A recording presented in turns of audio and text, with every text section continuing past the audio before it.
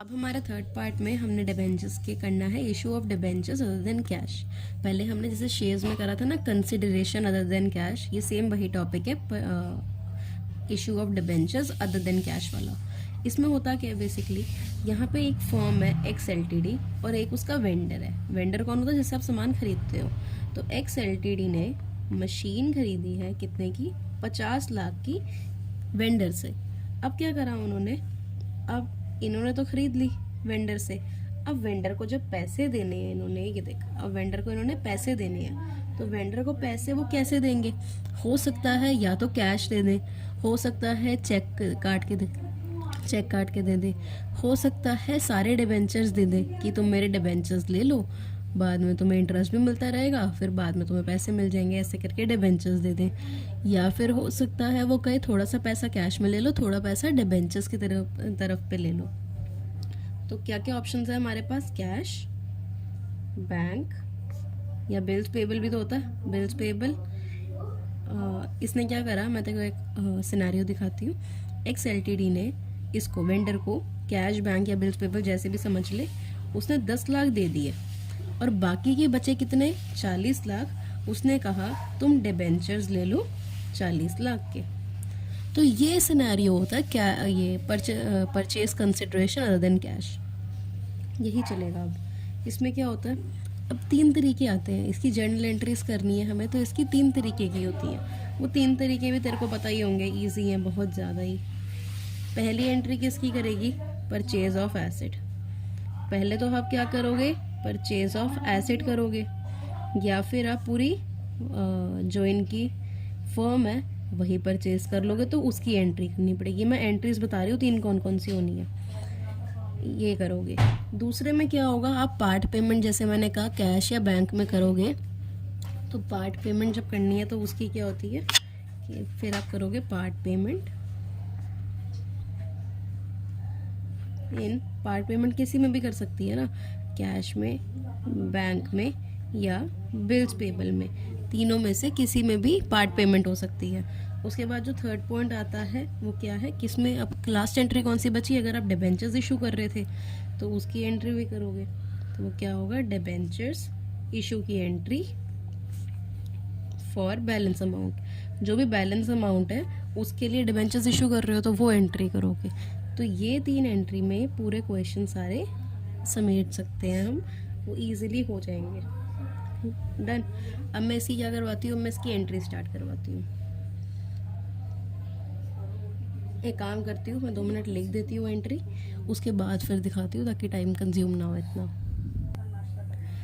अब मैंने यहाँ पे 3 एंट्रीज लिख दी। पहली एंट्री किसकी है? परचेज ऑफ एसेट की, कि हम एसेट परचेज कर रहे हैं, तो उसकी एंट्री क्या होती है? Asset account debit to vendor account. और इस एग्जांपल में कितने की एसेट खरीद रहे थे हम? 50 लाख की, तो अमाउंट यहाँ लिख दिया हमने 50 लाख।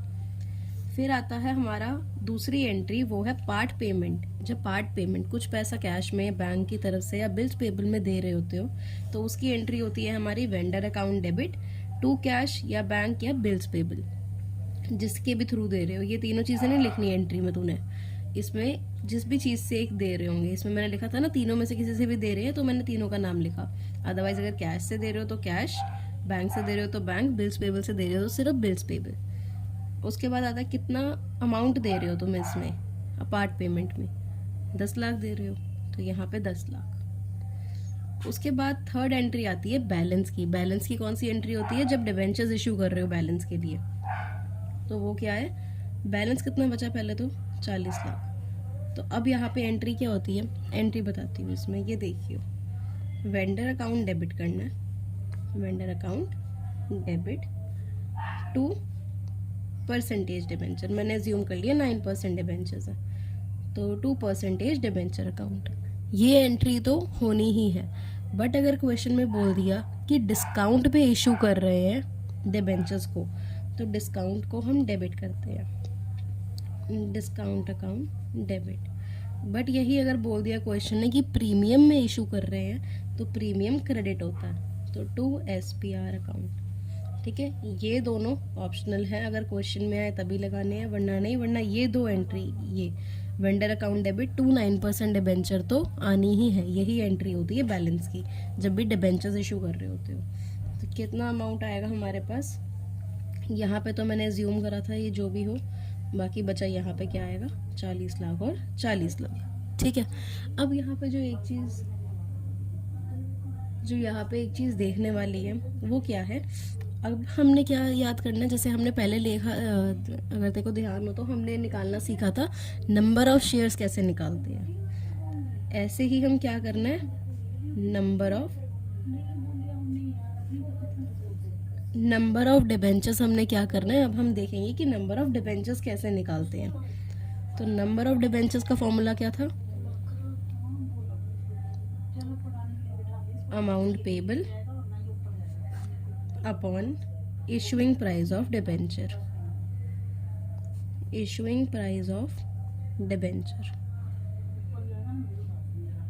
ठीक है, ये हमारा एक फॉर्मूला है किसका, नंबर ऑफ डिबेंचर्स निकालने का। जब भी हमें नंबर ऑफ डिबेंचर्स निकालने हैं तो उसके वो कैसे निकालेंगे, अमाउंट पेबल, कितना अमाउंट अब बचा है पे करने वाला, इसके बाद पार्ट पेमेंट के बाद कितना अमाउंट बचा है पे करने वाला वो अमाउंट, अपॉन में इशुइंग प्राइस, किस पे इशू कर रहे हो, मतलब अगर 100 का शेयर है तो 100 में कर रहे हो, 110 में प्रीमियम के साथ कर रहे हो या 90 में डिस्काउंट के साथ कर रहे हो, तो वो यहाँ पे हमें देखना है। अब मैं यहाँ पे कुछ एग्जांपल्स दिखा रही हूँ। ठीक है, वो एग्जांपल्स क्या है, 40 लाख अब देना था हमें, ये तो देखो पता ही है 40 लाख देना था।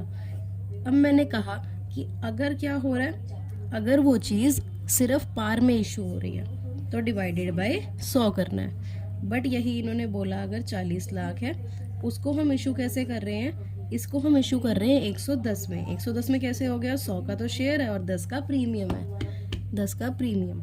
उसके बाद कितना आया, 110 में इशू कर रहे हैं, या फिर बोले हम 40 लाख का ये है अमाउंट देने वाला और हम 90 में इशू कर रहे हैं। 90 में कैसे हो गए, 100 माइनस 10 करके, तो 10 का डिस्काउंट दे रहे थे इस करके, तो 90 में इशू कर रहे हैं। ठीक है, फिर आप ऐसे कट करोगे आपस में, जैसे भी करोगे जो भी अमाउंट आएगा, मुझे तो पता नहीं अभी, तो जो भी अमाउंट आएगा वो भी आपका क्या हो जाएगा, ये सॉल्यूशन निकल आएगा कि कितने शेयर्स हैं आपके पास, मतलब कितने डिबेंचर्स है, सॉरी कितने डिबेंचर्स है तेरे पास। ठीक है, वो निकल आएगा।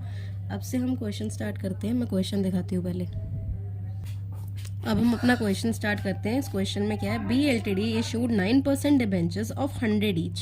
ठीक है, 100 का एक शेयर है, 9% डिबेंचर इशू करे एट अ प्रीमियम ऑफ 20%। कितने पे इशू करे, 20% के प्रीमियम पे। तो 100 का 20% कितना होता है, 20 रुपये।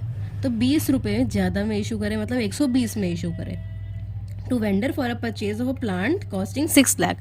परचेज ऑफ प्लांट मतलब प्लांट कितने का है आपका, 6 लाख का। पास द जर्नल एंट्रीज, अब क्या करनी है, सिर्फ जर्नल एंट्री पास करनी है। तो ये देखो, अब हमारे पास क्या है, मैंने क्या लिखा हुआ था, 9% डिबेंचर्स है, 100 का एक है एट अ प्रीमियम ऑफ 20%। तो कितना हुआ कुल मिला के, 120 में इशू हुआ, 100 का आपकी रियल वैल्यू थी और 20 का प्रीमियम था, ऐसे इशू हुआ। और परचेज ऑफ अ प्लांट, कितने रुपए का प्लांट खरीदा, 6 लाख का। तो जब पहले हमने एंट्री कौन सी करनी है, प्लांट के परचेज की। हम प्लांट परचेज जब कर रहे थे तो क्या होगी वो entry, plant account debit to vendor account. तो और कितने का आएगा, 6 लाख का, जितने का प्लांट खरीद रहे हो।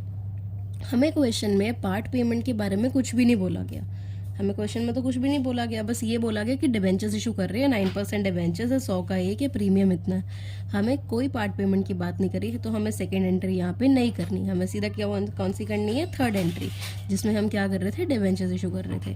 तो क्या है वो, vendor account debit to 9% debenture, ये 9% डिबेंचर अकाउंट, और टू डिस्काउंट में इशू कर रहे हैं या प्रीमियम पे। डिस्काउंट में कर रहे हो तो मैं डेबिट करती, बट अगर प्रीमियम पे कर रहे हैं तो मैं क्रेडिट करूंगी, तो टू SPR अकाउंट, करेक्ट।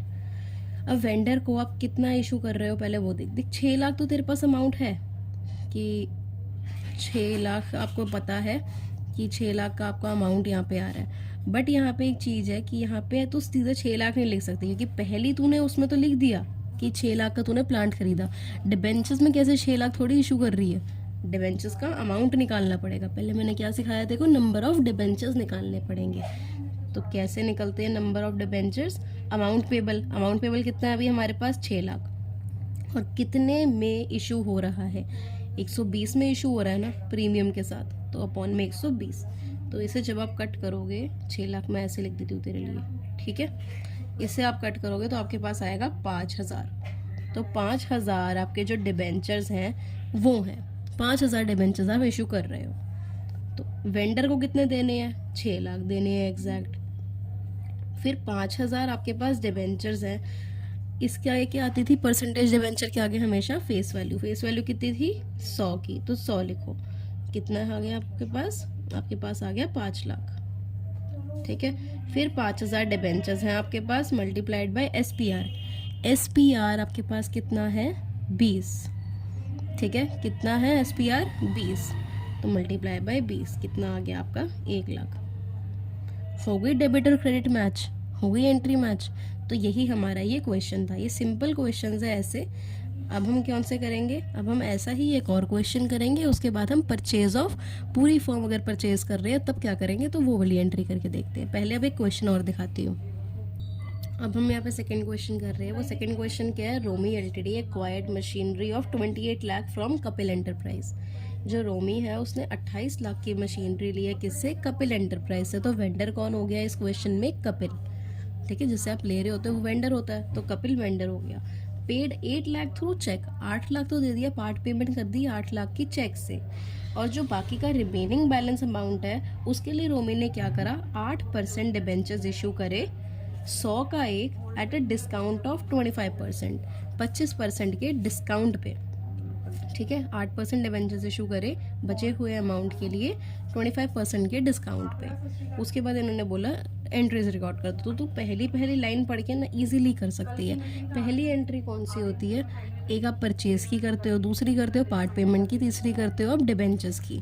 तो वही हम करते हैं यहाँ पे। ये देख, पहली एंट्री कौन सी हुई, machinery account debit to Kapil enterprise. जब मशीनरी ले रहे हो कितने की ले रहे हो, 28 लाख। तो इस एंट्री में तो कोई डाउट होगा ही नहीं। फिर दूसरी एंट्री आती है पार्ट पेमेंट की। हम वेंडर अकाउंट डेबिट करते थे जब हमारे पास नाम नहीं होता, और जब हमारे पास नाम होता है तो नाम ही लिखना है, वेंडर नहीं लिखना। तो Kapil enterprise account debit to bank, इन्होंने चेक बोला ना, चेक के थ्रू कर रहे हो तो चेक के थ्रू, टू चेक तो नहीं लिखते हैं, टू बैंक लिखते हैं। तो यहाँ पे मैंने बैंक लिख दिया। कितना दे रहे थे बैंक से अमाउंट, 8 लाख, तो वो लिख दिया। फिर थर्ड एंट्री में क्या आता है, आप डिबेंचर्स इशू कर रहे हो।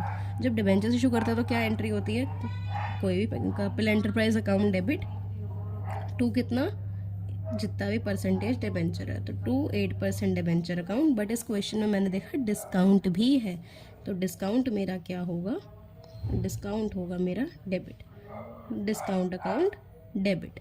करेक्ट। अब जब यहाँ पे इन्होंने बोला था 100 का एक एट डिस्काउंट ऑफ 25%, तो ये भी देख लेते हैं। 100 का एक था तो 100 का 25% कितना होता है, 25 रुपये। तो -25, 100 में से 25 घटाओगे तो कितने का इशू कर रहे हैं ये, इन रियलिटी 75 रुपीज़ का इशू कर रहे हैं। ठीक है जी, ये तो ईजी है, तो समझ आ गया होगा, 75 रुपीज़ में कर रहे हैं। अब यहाँ पे क्या देखने वाली चीज़ है कि हम जब इसका क्या देख, एंट्री में हम सीधा अमाउंट तो लिख नहीं सकते हैं, हमें पे चाहिए क्या चाहिए, नंबर ऑफ़ डिबेंचर्स। तो नंबर ऑफ़ डिबेंचर्स कैसे निकालते हैं वो देख। अमाउंट कितना पेबल है, कितना अमाउंट अब पे करना है, 28 लाख में से 8 लाख दे दिए, कितना पे करने वाला बचा 20 लाख। और कितने रुपए में कर रहे हो आप इशू डिबेंचर्स, 75 में, तो अपॉन में 75। ठीक है जी, अपॉन में जब आपने 75 करा, जब आप इसे कट करोगे आपके पास आएगी क्या, पॉइंट में फिगर्स आएगी। आपके पास क्या आएगी, पॉइंट में फिगर आएगी 2666, कितनी बार 6 है, हाँ 4 बार 6 है, 0.666। ठीक है, ये अमाउंट आएगा तेरे पास, जो तू कैलकुलेटर में भी अगर करेगी ना तो तेरे पास ये अमाउंट आएगा। अब एक चीज़ बता, मैं डिबेंचर्स कभी पॉइंट में इशू कर सकती हूँ, कभी नहीं। जब मैं डिबेंचर्स कभी पॉइंट में इशू नहीं कर सकती हूँ तो मेरे पास क्या हो गया, अब जब मैं डिबेंचर्स कभी इशू नहीं कर सकती पॉइंट में, तो हमने एक चीज़ क्या लेनी पड़ती है, हमें एक चीज़ अडॉप्ट करनी पड़ती है, जो पॉइंट के बाद वाली डिजिट्स है ना उन्हें हमें इग्नोर करना है।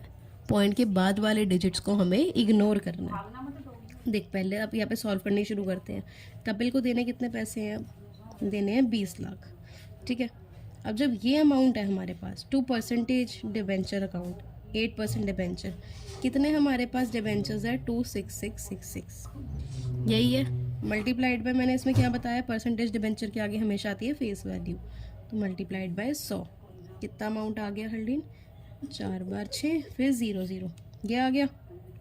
डिस्काउंट कितना दे रहे हो, अमाउंट करते हैं वो भी, तो 6 6 6 6 मल्टीप्लाइड बाय क्या करना है, कितना डिस्काउंट का अमाउंट है, 25 रुपये है, तो मल्टीप्लाइड बाय 25। अब जब आप इसे मल्टीप्लाई करोगे तो आपका आएगा 66665 ये अमाउंट आएगा हर्लीन। ओके, पर अब क्या करेगी तू, जब तू यहाँ पे ये अपना डेबिट साइड और क्रेडिट साइड मैच करेगी ना, डेबिट और क्रेडिट का टोटल करेगी, तो तेरे पास क्या होगा, तेरे पास एक डेफिशिएंसी आएगी। ये पॉइंट में जब आंसर आया था ना, तो तेरे को ये चीज़ का ध्यान देना है, इस क्वेश्चन को स्टार मार्क कर ले। तो यहाँ पे जब टोटल, इसका मैं टोटल लिखती हूँ, अगर टोटल कितना आ रहा है इसका टोटल आ रहा है 26665 ये इसका टोटल आ रहा है, और यहाँ पे कितना अमाउंट है 26666 कितनी बार 6 है, 3 बार 6 है, और 0 0।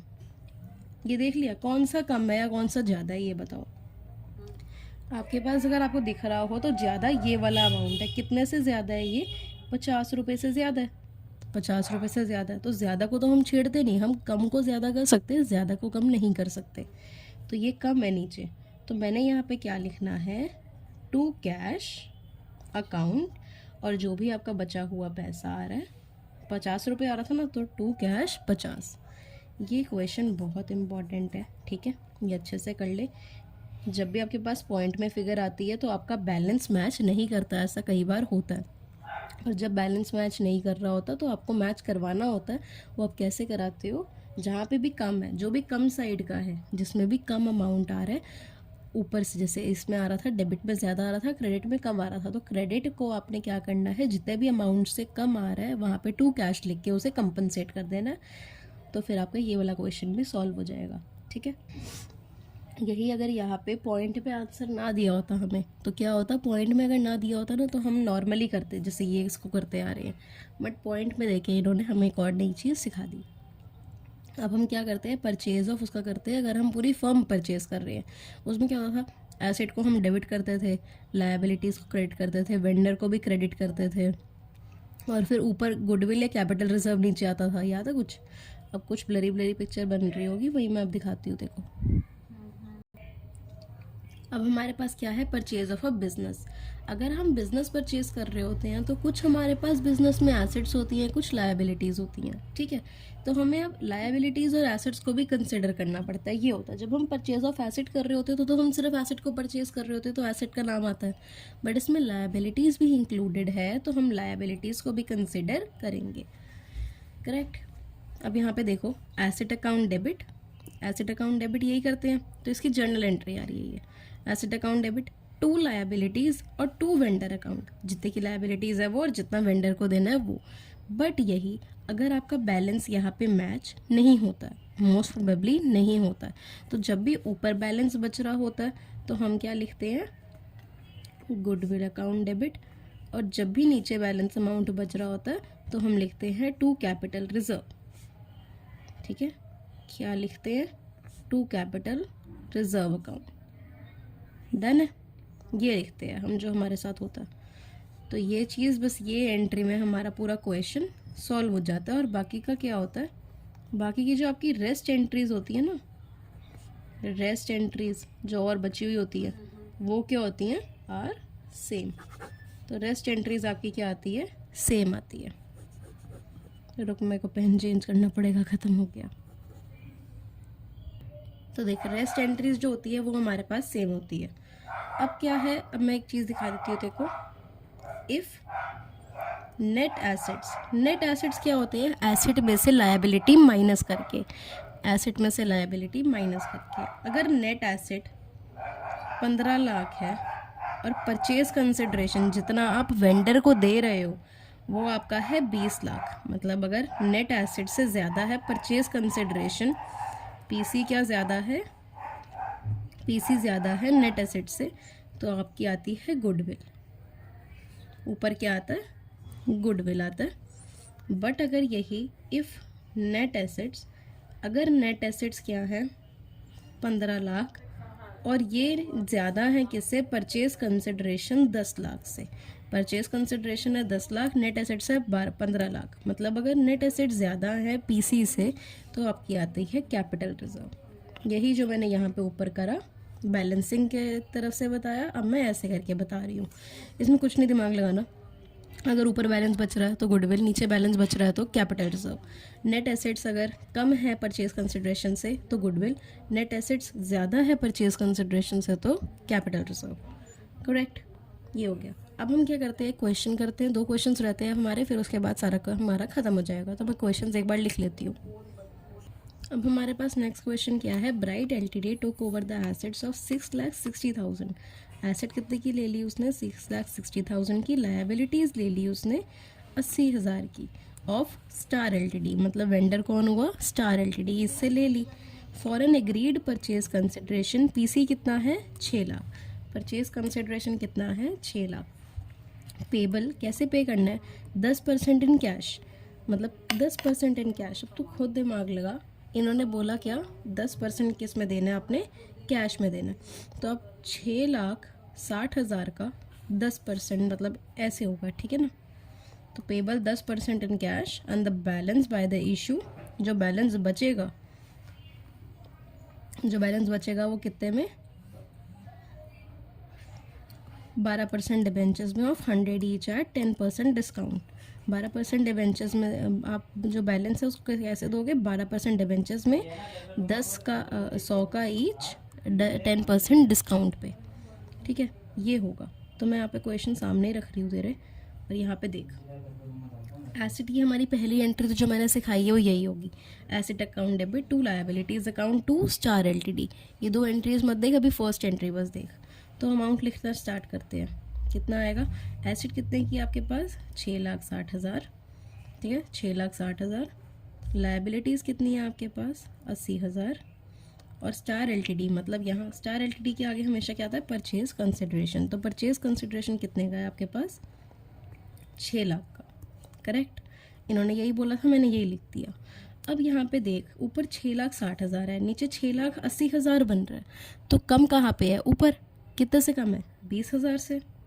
यहाँ पे 20,000 से कम है, तो यहाँ पे क्या आएगी, ऊपर जब भी खाली होगा तो आती है गुडविल अकाउंट डेबिट। तो यहाँ पे तो तेरा गुडविल आ गया, एक एंट्री तो हमारी डन हो गई, हमारी एक एंट्री हो गई। अब आगे चलते हैं, जब मैंने पढ़ा कि पेबल 10% इन कैश, 10% किस में देना है, कैश में। तो देना कितना था स्टार एलटीडी को, 6 लाख। इतने में एग्री हो गया ना कि परचेज कंसिडरेशन तो 6 लाख है। अब 6 लाख देना है, 6 लाख का 10% निकालो, 6 लाख का 10% आपका कितना आएगा, 60,000 आएगा। तो 60,000 क्या बोला इन्होंने, मैं कैश में दूंगा। तो हमने कहा ठीक है 60,000 कैश में दे दो। हमने एंट्री तो कर दी, हमें आती है star LTD account debit to cash, 60,000 देना था, दे दिया इसने। उसके बाद क्या आता है, इन्होंने बोला जो बैलेंस अमाउंट है वो हम कैसे दे रहे हैं, वो हम दे रहे हैं 12% debenture of 100 each eight 10% discount, 10% के डिस्काउंट पे दे रहे हैं हम 12% डिबेंचर्स। अब यहाँ पे देख, star LTD account debit 2% debenture तो हम वैसे ही लिखते थे, star LTD account debit 2% debenture. अब यहाँ पे मैं छोटा तोड़ के लिख देती हूँ तेरे लिए, 100 का एक था, 10 के डिस्काउंट में, मतलब 10 रुपये के डिस्काउंट में 90 रुपये में इशू कर रहे थे, 90 रुपये में इशू कर रहे थे। इतना समझ आ गया ना। तो बस हम क्या कर रहे हैं, तो अब हम क्या कर रहे हैं, स्टार एलटीडी अकाउंट डेबिट। अब स्टार एलटीडी को देना कितना है, आपने स्टार एलटीडी को देना है 5,40,000। इतना तो करेक्ट है ना। स्टार एलटीडी को कितना देना है, 5,40,000। अब तुझे कैसे पता कि 5,40,000 देना है मीत, मुझे इसलिए पता है क्योंकि 6 लाख तो पहले देना था। अब 60,000 हमने कैश में दे दिया, तो 6 लाख में से 60,000 माइनस करो, कितना आया 5,40,000। बचा कितना अमाउंट हमारा देने वाला, 5,40,000। तो 5,40,000 को ही हम डिबेंचर्स में दे रहे थे, लिख लिया 5,40,000। उसके बाद हमें क्या करना है, हम डिस्काउंट और परसेंटेज डिबेंचर के आगे ऐसे अमाउंट नहीं लिख सकते। डिस्काउंट मैंने डेबिट क्यों करा, क्योंकि डिस्काउंट था यहाँ पे इस करके। अब यहाँ पे हम एग्जैक्ट अमाउंट नहीं लिख सकते, हमें क्या चाहिए, हमें चाहिए नंबर ऑफ़ शेयर्स, मतलब नंबर ऑफ़ डिबेंचर्स चाहिए। तो कितना अमाउंट पेबल है, 5,40,000 हमारा अमाउंट पेबल है। और मल्टी अपॉन डिवाइड किससे करते हैं हम, कि एक डिबेंचर्स का प्राइस कितना है, तो एक डिबेंचर का प्राइस कितना आ रहा है हमारे पास 90, तो अपॉन में 90, इस जब आप कट करोगे आपके पास आ जाएगा 6000। तो 6000 आपके पास क्या है, डिबेंचर्स है। 6000 क्या है अपने पास, डिबेंचर्स है। तो डिस्काउंट के टाइम पे क्या करेंगे, 6000 मल्टीप्लाइड बाय डिस्काउंट का अमाउंट कितना है 10 मल्टीप्लाइड बाय 10, तो 60,000 ऐसे आ गया। उसके बाद क्या आएगा, यहाँ पे हमें इसके आगे क्या लिखना होता है, 6000 तो हमारे डिबेंचर्स है मल्टीप्लाइड बाय परसेंटेज डिबेंचर के आगे हमेशा क्या आता है, फेस वैल्यू कितने की है 100 की, तो मल्टीप्लाइड बाय 100 कितना आ गया अपना 6 लाख। तो यहाँ पे तो देख लो ऊपर की और नीचे की एंट्री मैच कर गई, तो हमारा क्वेश्चन यहीं पे ख़त्म हो गया, ये सही है हमारा क्वेश्चन। ठीक है, ये बहुत इजी क्वेश्चन है, इसमें कुछ भी नहीं है, बस अगर पार्ट पेमेंट कर रहे हो तो उसे वो करके डिबेंचर्स में बाकी को दे दो। जब आप डिबेंचर्स में दे रहे होते हो ना, तो आपको बस क्या होता है, नंबर ऑफ़ शेयर्स निकालने हैं, गुडविल वगैरह अगर बिजनेस परचेज कर रहे हो तो गुडविल और कैपिटल रिजर्व देखना होता है, बस यही चीज़ देखनी होती है और तो नॉर्मल है। बाकी अब एक लास्ट क्वेश्चन कर रहे हैं फिर ख़त्म। अब ये हमारा लास्ट क्वेश्चन है, इसमें क्या है, Neeraj LTD took over business of Ajay enterprise, मतलब अब इसमें बिजनेस ले लिया है अजय का, तो अजय क्या हो गया आपका, वेंडर हो गया। On this details agreement liabilities, ये वो यहाँ पे देखो सारी क्या दे दी, लायबिलिटीज़ और एसेट्स दे दिए कि ये सारे हैं। तो अब हमें खुद फिगर आउट करना है कि लायबिलिटीज़ कौन सी है, एसेट्स कौन से हैं। तो यहाँ पे देखो 2 वैल्यूज़ दी पड़ी है, तो इसमें से कौन सी एक वैल्यू करेगी चूज़। इसमें हमें हमेशा एग्रीड वैल्यू चूज़ करनी होती है, बुक वैल्यू जितनी मर्जी हो हमें नहीं देखनी, जितने में हमारी बात हुई है हम वो देखेंगे ना। मेरे पास 10 रुपये का एक चिप्स का पैकेट है, तूने मेरे से मांगा, मैंने कहा ठीक है हम ऐसा करते हैं, ये चिप्स का पैकेट 10 रुपये का था ना, बट अब तेरे को ज़रूरी है, अब तेरे को अभी चाहिए, तो मैं तेरे को 15 रुपये में दूंगी। तो तूने कहा ठीक है मैं 15 रुपये में ले लेती हूँ। तो 10 रुपये तो उसकी बुक वैल्यू थी, 10 रुपये का तो वो ऑलरेडी था, बट तेरी मेरी बात कितने में हुई है, 15 में। तो हम दोनों किस में ट्रांजैक्शन करेंगे, 15 रुपये की करेंगे। तो ऐसे ही एग्रीड वैल्यू को हम कंसिडर करते हैं, बुक वैल्यू को हम कंसिडर नहीं करते। आगे बढ़ते हैं, इसमें क्या है, इट वॉज डिसाइडेड टू पे for purchase consideration. Purchase consideration कैसे देनी है, एज, इन्होंने परचेज कंसिडरेशन टोटल नहीं बताई, इसमें इस क्वेश्चन में परचेज कंसिडरेशन टोटल नहीं बताई। उन्होंने क्या कहा है, इतना ऐसे दे रहे, इतना ऐसे दे रहे, उसे कंबाइंड करके रियल परचेज कंसिडरेशन कितनी है हमें वो निकालनी है। ठीक है, इस क्वेश्चन में हमें वो निकालनी है। पहले तो हमें बोल दिया कि 7 लाख थ्रू चेक, 7 लाख तो दे रहे हैं चेक से, तो हम यहाँ पे लिख सकते हैं 7 लाख तो किससे हम दे रहे हैं, हम चेक से दे रहे हैं। उसके बाद इन्होंने बोला balance bye issue of, balance जो बचा हुआ बैलेंस है वो कैसे दे रहे हैं, 2 लाख डिबेंचर्स, 9% डिबेंचर्स ऑफ 20 का एक प्रीमियम 25% पे, ऐसे दे रहे हैं। तो वो मैं यहाँ पे करके दिखाती हूँ, क्या है 2 लाख के अपने क्या है डिबेंचर्स है, इनटू में क्या बोला इन्होंने, 9% डिबेंचर्स तो हमें लिखने नहीं, अभी हम कैलकुलेशन कर रहे हैं। तो 20 का एक था, देख यहाँ पे देख 20 का एक था, और 20 का प्रीमियम ऑफ 25% के प्रीमियम पे, तो 20 का 25% निकालेगी तो कितना आएगा, यह आएगा 5। 20 का 25% कितना आता है, 5। तो 20 का तो वैसे था, ठीक है, 20 का तो आपका रियल वैल्यू थी किसी डिबेंचर की, उसमें आप प्रीमियम में इशू कर रहे हो, प्रीमियम कितना आ रहा है आपका 5, तो रियल वैल्यू कितने पे इशू कर रहे हो, 25 रुपये में। ठीक है, ये सेम मैंने वही चीज़ करी है, 20 का एक शेयर था, उसका 25% कितना आता है 5 रुपये, तो 20 में ऐड कर दिया मैंने 5 रुपये ऐड क्यों करा, क्योंकि प्रीमियम है, तो 20 में 5 रुपये ऐड करा तो कितना आया 25 का, तो 25 का मेरा क्या है, एक डिबेंचर मेरा 25 रुपये में इशू हो रहा है। 2 लाख डिबेंचर्स थे, मल्टीप्लाइड बाय कितने में इशू हो रहा है एक डिबेंचर, 25 में, तो जब इसे मैं मल्टीप्लाई करूँगी तो मेरा जो अमाउंट आएगा उसको मैं इसमें ऐड कर दूँगी, ये तो मेरा वैसे आएगा 50 लाख। ठीक है, 50 लाख आ गया मेरा, 50 लाख को मैं किस में ऐड कर दूँगी, 7 लाख में, कितना आ गया मेरा टोटल परचेज कंसिडरेशन 57 लाख। अब तो कहेगी मैं 7 लाख में क्यों ऐड करा, 7 लाख में ऐड मैंने इसीलिए करा है क्योंकि 7 लाख उसने बोला वो चेक से ऑलरेडी दे रहा है, तो 7 लाख तो दे ही रहा है, और साथ में क्या दे रहा है, डिबेंचर्स ऐसे ऐसे करके दे रहा है। उन्होंने क्या बोला, अपने इस पे, इस अमाउंट पे फिर प्रीमियम लगा के ऐसे करके दे रहा है। तो हमने पहले तो ये कैलकुलेट कर लिया कि प्रीमियम कितने का है, एक्चुअल कितने में इशू हो रहा है, फिर मैंने क्या करा, फिर मैंने देखा कि यहाँ पे मेरा जो डिबेंचर्स है, सिर्फ डिबेंचर्स का अमाउंट कितना आ रहा है 50 लाख। फिर मैंने क्या करा, फिर मैंने देखा कि जो मेरे टोटल परचेज कंसिडरेशन है वो मैं कैसे निकालूँ, तो मैंने वो निकाल ली। ठीक है जी, ये ऐसे होना है। इसको एक बार दोबारा रिवाइंड कर वीडियो को और दोबारा हल्का सा ये देख, दोबारा समझ के देख, अच्छे से आ जाएगा। फिर हमने क्या करना है, यहाँ पे मैंने एक एंट्री करी हुई है। एंट्री में मेरे को खुद ही फिगर आउट करना है कि क्या एसेट है, क्या लायबिलिटीज़ है। तो मैंने क्या करा, बिल्डिंग मेरी क्या थी, एसेट, तो debit. Plant and machinery debit, stock debit, trade receivables debit. फिर क्या आता है, आउटस्टैंडिंग एक्सपेंसेस। आउटस्टैंडिंग एक्सपेंसेस मेरी लायबिलिटी होती है, तो आउटस्टैंडिंग एक्सपेंसेस को मैंने क्या करा, क्रेडिट करा। फिर क्या आता है, क्रेडिटर्स को भी मैंने क्या करा, क्रेडिट करा। फिर क्या आता है मेरे पास, जब मैंने देख लिया ये सब खत्म हो गया, तो मेरे पास सब एक वेंडर लिखते थे ना, 2 वेंडर, तो वेंडर का नाम मेरे पास दिया हुआ है यहाँ पे। वेंडर का नाम क्या दिया हुआ है मेरे पास, अजय एंटरप्राइज, तो 2 अजय एंटरप्राइज, ये लिख दिया। अब मैं क्या लिख देती हूँ, अमाउंट लिख देती हूँ एग्रीड वैल्यू का। बिल्डिंग कितने की थी, 35 लाख की, ये 8 लाख की, ये 4 लाख की, ये भी 4 लाख की, ये 3 लाख का और ये 1 लाख का। और मैंने क्या निकाला था कि जो अजय एंटरप्राइज है उसके आगे क्या आती है हमेशा, मैंने क्या बताया था, पीसी, परचेज कंसिडरेशन। तो पीसी मैंने निकाल ली थी, कितना उसको रियल अमाउंट देना है अब हमने, 57 लाख। तो ये मेरी यहाँ पे आ गई 57 लाख। आई होप करेक्ट, ठीक है, समझ आ गया। बस मैंने अमाउंट पुट इन करे। अब जब तू इसको यहाँ पे और यहाँ पे कैलकुलेट करेगी, टोटलिंग करेगी, तो तेरे पास ऊपर थोड़ी कम वैल्यू आ रही है, ये वैल्यू ज़्यादा है, ऊपर वाली थोड़ी कम है, तो कम को ज़्यादा बना सकते हैं। तो जब भी हमारे पास ऊपर अब जगह बचती है तो हम क्या लिखते हैं, गुडविल अकाउंट डेबिट। हम गुडविल अकाउंट को डेबिट करते हैं, और गुडविल अकाउंट को डेबिट कितने से करना है हमें, जितने की हमारे पास क्या आ रही है, डेफिशिएंसी आ रही है। तो डेफिशिएंसी इसमें आ रही है हमारे पास 10 लाख की, तो 10 लाख मैंने यहाँ पे गुडविल करके कर दिया। दूसरे पास क्या था हमारे पास, इन्होंने बोला था दूसरी में कि पार्ट पेमेंट कर रहे हैं कितने की, 7 लाख की, बैंक से दे रहे हैं, चेक से दे रही है, यही बोला था। तो हम वो एंट्री कर देते हैं। वो एंट्री हमारे लिए क्या है, बड़ी ईजी है करनी।